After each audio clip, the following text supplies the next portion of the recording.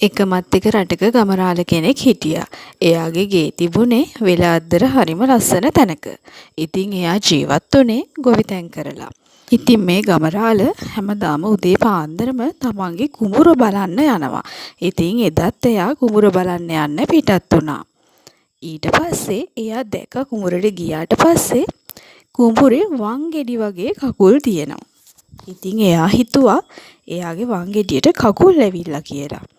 ඊට පස්සේ ගෙදර ගිහිල්ලා එයා වංගෙඩිය තියෙන්නේ කොහෙද කියලා බලලා ලණුවකුත් ගෙනල්ලා මේ වංගෙඩිය ගැට ගහලා තියන්න ඕනේ කියලා කල්පනා කරලා ගැට ගහලා තිබ්බා. ඊට පස්සේ එයා පහුවෙනිදත් කුඹුරට ගියා. ඒ ගිහිල්ලා බලනකොටත් වංගෙඩි වගේ කකුල් තියෙනවා මේ ගමරාල දැක්කා. ඉතින් මේ ගමරාල හැංගිලා බලාගෙන හිටියා මොකක්ද වෙන්නේ කියලා. බලන්නකො ඊට පස්සේ එයා දැක්කා අලිරාල කෙනෙක් මේ කුඹුරට ඇවිල්ලා ඉන්නවා. ඊට පස්සේ අලිරාල කෙනෙක් එල්ලිලා මේ ගමරාල අහසට ගියා. අහසේ තිබුණේ හරිම ලස්සන දිව්‍ය ලෝකයක්. සුරංගනාවියෝ හැම තැනම හිටියා.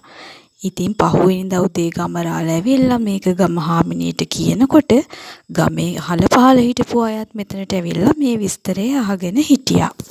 ඊට පස්සේ මේ හැමෝම කතා වුණා අලිරාරගෙන ඇටේලිලා හැමෝම දිව්‍ය ලෝකේ යමු කියලා.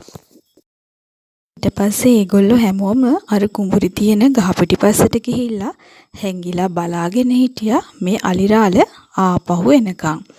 ඉතින් ඔන්න හිතුවා වගේම අලිරාල ආපහු එතෙන්ට ආවා. ඊට පස්සේ මේ ගමරාල ගම හාමිනේ මේ හැමෝම අල්ලා අලිරාලගෙන ඇටේලිලා දිව්‍ය ලෝකේ යන්න පිටත් වුණා. ඒ යන අතරමඟදී ගමරාලගෙන් කට්ටිය දිව්‍ය ලෝකේ කොච්චර ලොකුද කියලා ඇහුවා. ඉතින් ඒකට උත්තර දෙන්න ගමරාල අලිරාලගෙන් ඇතෑරියා විතරයි මේ හැමෝම දඩින් බිඩින් ගාලා බිමට ආපහු ඇදගෙන වැටුණා.